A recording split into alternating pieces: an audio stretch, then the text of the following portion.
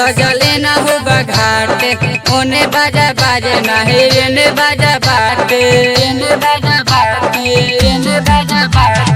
ओने हो घाट सजले न हो घाटे ओने बाजा बाजे नहीं एने बाजा बाटे कवनो होने जात कवनो जात है ने बा कवनो होने जात कवनो जात है ने बा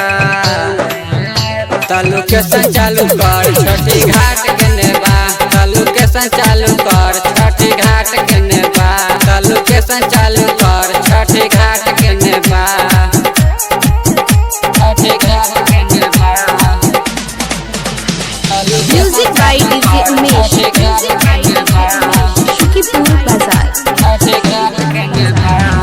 चली जाए भैया तू जइहा बाजार किन के लिए तू फल फलहार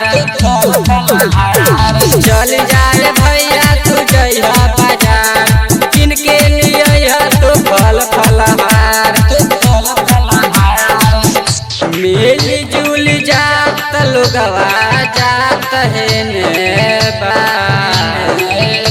मिल जुल जात लोगवा